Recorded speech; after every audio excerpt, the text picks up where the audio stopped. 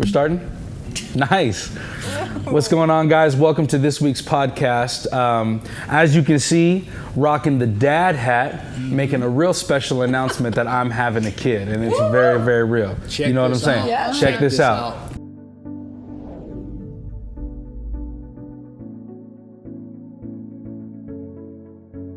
Okay, so it was probably 2 weeks ago.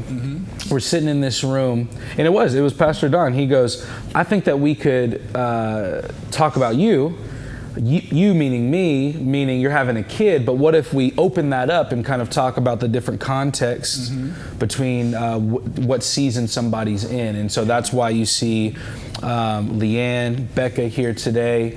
We're talking about someone like me who has a kid on the way, Pastor Don, who is a grandfather, Leanne, who's a mother, and Becca, who does not have kids. Oh, she's at O for O. I wouldn't call it that. She's still being raised. She's still being raised. But anyways.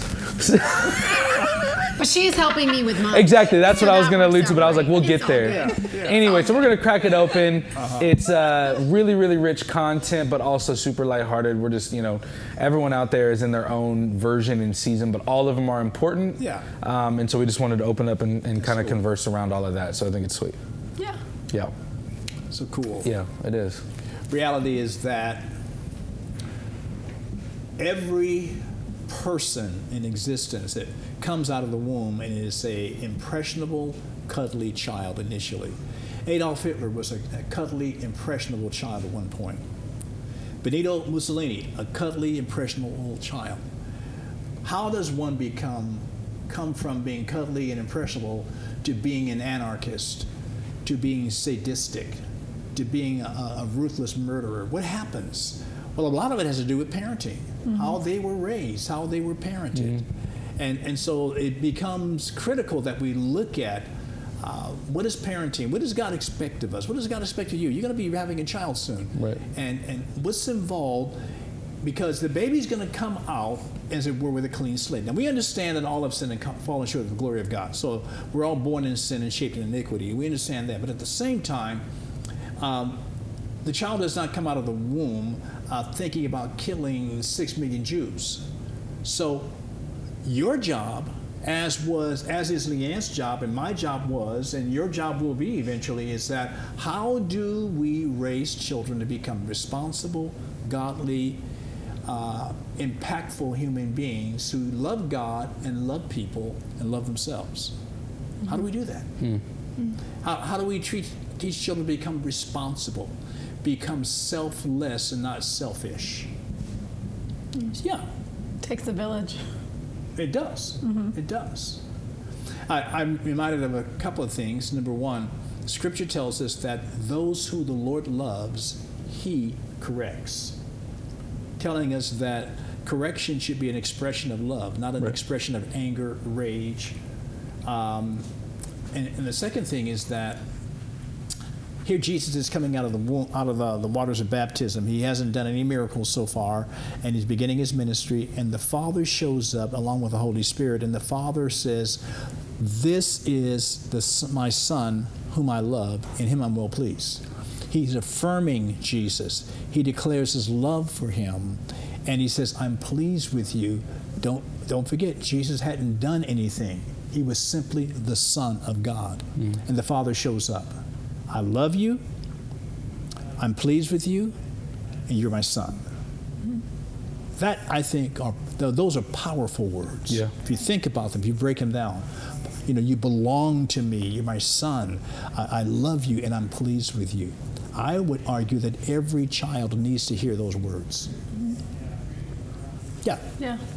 Jordan, it was kind of like when you saw the baby for the first time, like how you came in like super hyped and super, because it made it real for you, like the whole fathering thing. Right. And I think it's going to be even more powerful, like when you see the baby come into the world, and then as they start to develop a little personality, and then they start to develop a little sass and all that stuff.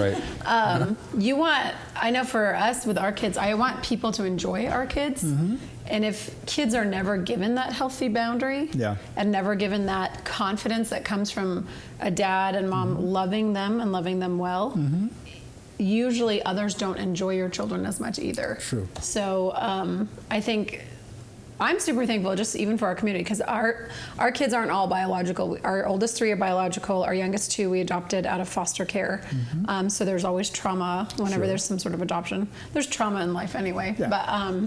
But when you're in a community, I think it's super important, one, that they see people that not only look like them, but realize like every family looks a little different.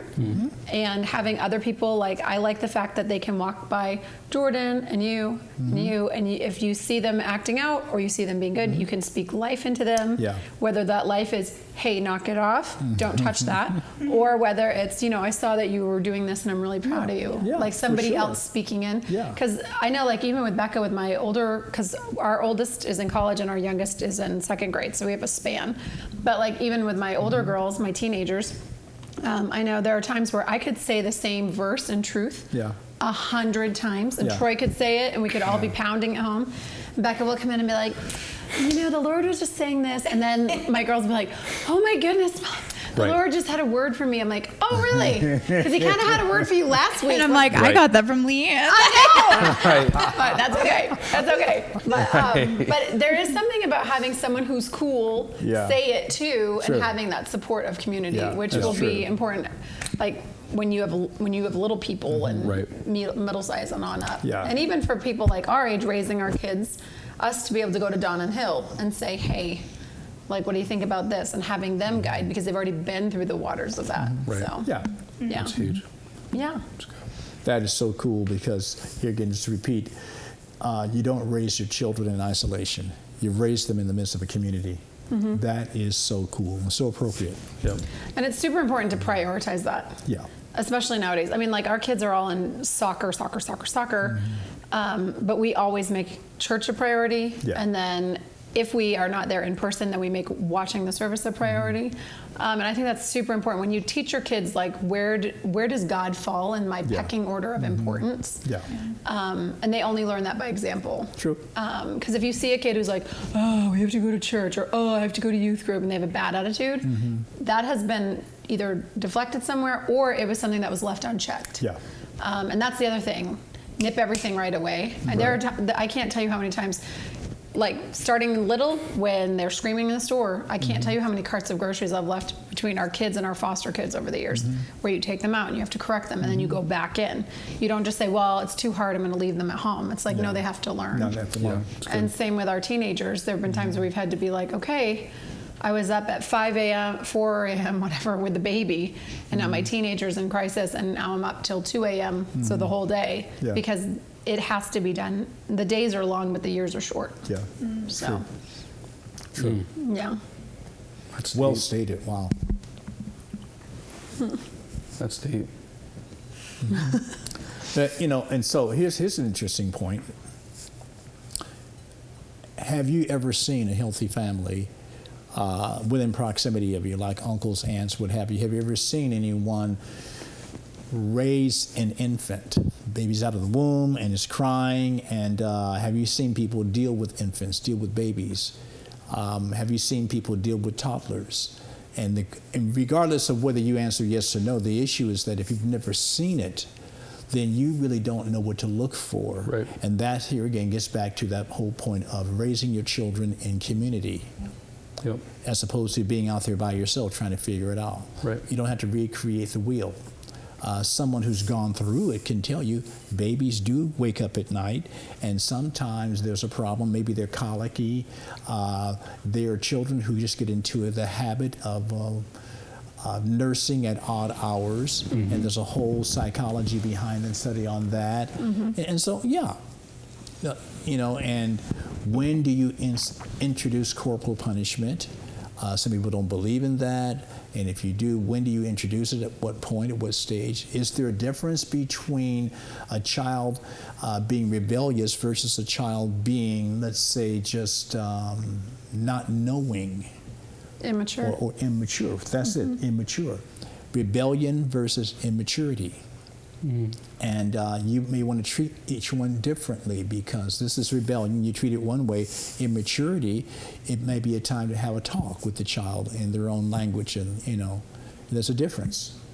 And don't just treat every kind of altercation the same. And all of that you don't inherently know. Right. You know, you're just not waking up one day and saying, I'm a mature dad, I know what to do. No, Right. you're not. No. Right. Yeah. Yeah. So you're in a community.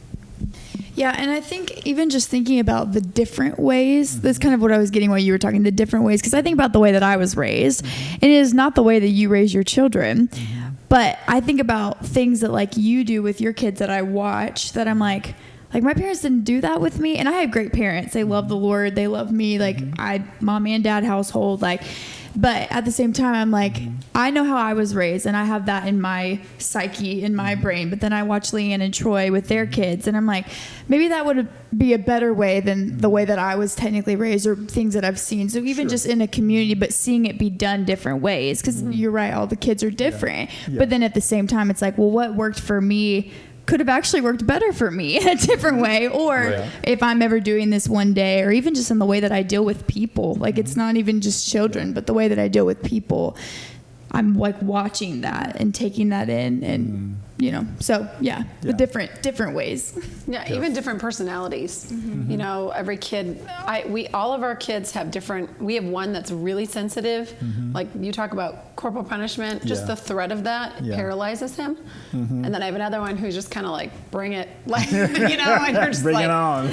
So Troy and I always say every kid has their currency, a price they don't want to pay. And I have all 5 of my kids are strong-willed. I was really hoping for a sweet, easygoing, sweet world changer, but I guess that's not in the cards for us. But they're all very strong and very they're very aggressive, and some of it too is because there's 5 of them, so they're used to arguing for what they want. But I mean, I just remember one of ours. If it came to her precious things, the world would drop. The other one would be like, burn the house down. Like, I don't really care. So but for her, it's more the quality time. So it's like, hey, you're going to have time alone. But every kid has a different price, and every age it's different. Because a teenager, it's like, give me your phone. Their life just ended. Exactly. But a little kid, you take away the iPad, they're like, that's okay. I have my books. I have my mag formers. I have my Legos. Like, so there's that. But Which I think that's the value of being around communities, because being able to like watch that and see different people, because like not even just like the different personalities of kids, but then the different personalities of parents, and then how that interaction is, and then you know, and older parents, younger parents, different family, like all that kind of stuff. I just think is super, you know, invaluable. It's like wow. So like having your kid being raised through that. I mean, that's what I want. Even thinking about my wife growing up in 30 countries before she was an adult, you know what I'm saying? Like just being exposed to people and culture and you know, all that dynamic too, you know? So it's just like literally no one's a stranger, you know, like all of that kind of stuff. I think there's just a lot of values there that we've taken from both of our upbringings, and then but this is kind of how we can do this way differently, you know. But then it gets very real when I don't even listen. Right now, I have a hat and a baby baby in a womb. You know what I'm saying? But it's the weirdest feeling already. Like my kid's not even out yet, and it feels like their life is happening so fast. You see what I'm saying? It really is just the weirdest dynamic, you know. And I know that there'll be the long nights and all this stuff where it's like, will this ever end? You've pooped 18 times, you know, like blah, blah, blah. But literally just everything just like, because when it happens, you know, like we had a kid, we're having a kid, it's crazy. Wow. So that's where like already, you know, you're just trying to like, your vocabulary's changing, your conversations are changing, your mindset, you know, you're looking for ways to even just like for yourself, you know, like who do you want to be, and how do you begin to perfect that as you prepare, you know what I mean? And you're not gonna be perfect, but I'm just saying, like, how do you begin to transition and invest into that right now? I mean, it's like these weird things that, you know, I didn't even think I'd be thinking about, but now I'm thinking about them. Because your future's now all about their future. Right, exactly. And like, it goes from like, what are we gonna do to what are we doing with this little person? And how are we gonna shape him for Jesus, her for Jesus? And it's overwhelming and awesome. But it's a cool thing. It is. Really It's cool very journey. it's very sweet. And then And then already trying to also get into this habit where then I do have the moments where I realize I can only do as much as I can do. Yeah. And really, like, the Lord, you know, you get it, whatever. Like, but God loves my family and knows my child and like will help. So prayer life the gets real participation. strong. Oh yeah, you know, because it's just like, you know, I've just been really shocked at things that I thought would freak me out that haven't. You know what I mean? Like I just thought certain things would worry me, and it's just like I'm just not, you know. Yeah. But then there's other like concerns, and not even like things of anxiety or anything, but just like, you know, like I'm actually not afraid of the world I'm bringing my kid into, which is like a weird thing. I'm really not. Like so many people are like, why would I want to bring a kid into this world? I'm like, dude, because if there's an appointed time for my kid to be here, let's get it popping. You know what I mean? If God wants to use them during this time, that's why they're here. Yeah. Exactly. Oh yeah, no, yeah, 100%.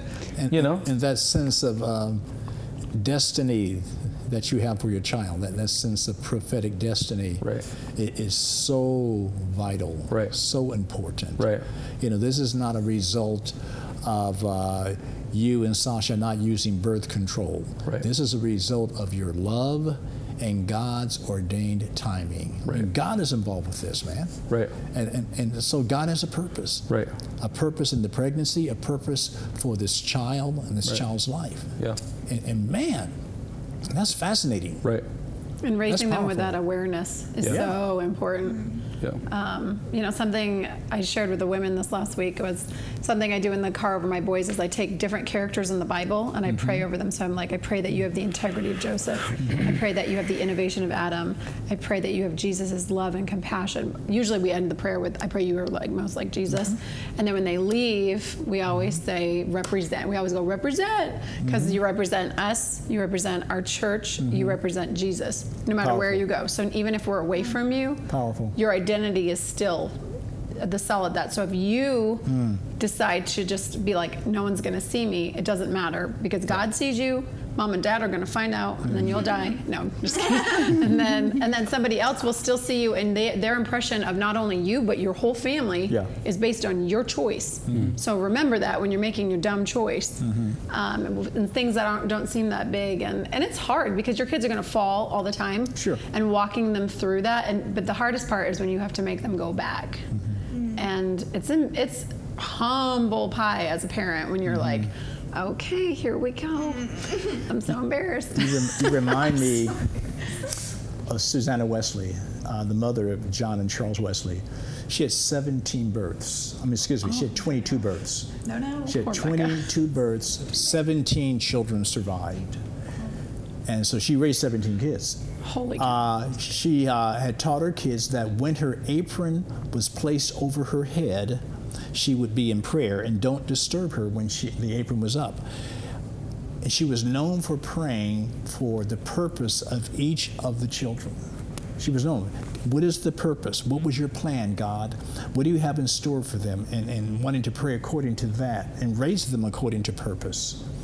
And so when the apron was up, no disturbance, and she prayed purpose. The mother of Charles and Susanna Wesley. Wow. 17. That's crazy. She must have just had that apron tied around her head. Yeah. Like, oh, sorry, I'm praying again. Yeah. Oh, That's crazy. Wow. Wow. So something that I was thinking about this morning when I was thinking about this podcast, is because I have a really interesting perspective because I'm not married and I don't have children. And honestly, if you know me well, you know that like the idea of pregnancy actually kind of freaks me out. I don't really like it very much. Makes her tear up a little bit. Kind of makes me a little bit sick to my stomach. I could cry thinking about it. Anyway, so but I was thinking about it and thinking about families who didn't start off raising their kids this way, because I feel like, you know, like when I was in college, I met tons of friends who were now walking with Jesus but didn't grow up walking with Jesus, weren't raised in church, weren't raised with their parents, weren't praying for their purpose, and when I was in college, one of my friends that I had the opportunity to disciple, her mom wrote me a note one time, and she had come into town and she gave it to me that weekend. And normally people that you spend time with, helping them walk with Jesus, they are thank you, love you, blah blah blah, whatever.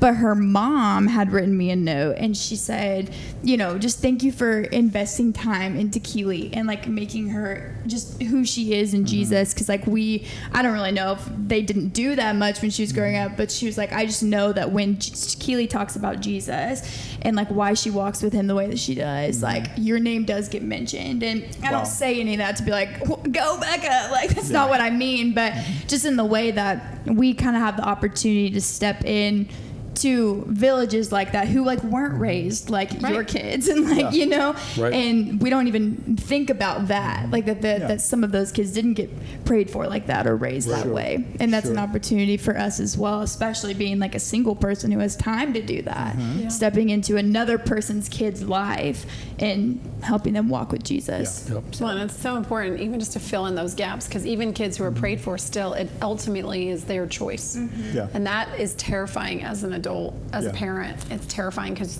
you can give your kids all the right tools and they can just be there's always going to be those kids that want to learn through the school of hard knocks, and you're it's going to hurt. And just keeping loving them and praying for them. At the same time, keeping that boundary to be God comes first in our life. Doesn't matter if you don't come along with that. And that is a very fine line to balance. But having I can remember when one of our sons he has a lot of attachment issues, and we've had to do a lot of attachment therapy with him.